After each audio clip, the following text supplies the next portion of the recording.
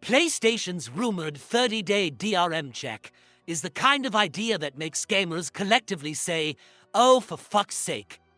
You buy a digital game, download it, and then apparently it still wants to phone home every month like an overly attached ex.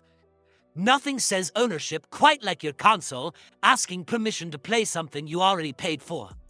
That's not ownership, that's renting with extra steps and a side of bullshit. The biggest issue is simple. If you bought the game, it should be yours. Full stop. Not yours until the license server feels generous, or yours as long as your internet isn't acting like shit. Imagine buying a car, only for it to stop working every 30 days until you connect it to Wi-Fi. People would lose their damn minds, and rightly so. For players with spotty internet, this is especially ridiculous. Not everyone lives in a place where high-speed internet is as reliable as gravity. Some people still deal with connections that drop more often than a bad DJ. Telling them they need to check in monthly or risk losing access is a pretty fucked up way to treat paying customers. Then there's game preservation, which is where this whole thing gets really scary. Digital games already exist on shaky ground when it comes to long-term ownership. If Sony ever shuts down those authentication servers years from now, what happens? Do entire libraries just vanish into the corporate void? That's some real dystopian shit right there. It also completely undermines trust in digital purchases. Companies have spent years convincing people that buying digital is just as good as owning physical copies. Then they pull something like this, and suddenly everyone remembers why discs still matter. Turns out plastic doesn't randomly decide to stop working because a server somewhere had a bad fucking day. What makes this even more frustrating is the lack of clear communication.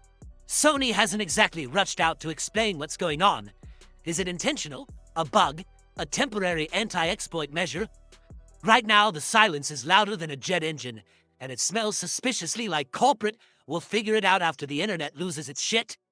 Gamers still remember the Xbox One's disastrous Always Online reveal back in 2013. That whole mess went over like a fart in an elevator. So when PlayStation starts flirting with similar DRM ideas, people understandably say, "Haven't we already learned this lesson? What the fuck are we doing here?" At its core, DRM like this punishes legitimate customers far more than pirates. Pirates, as usual, will probably find ways around it.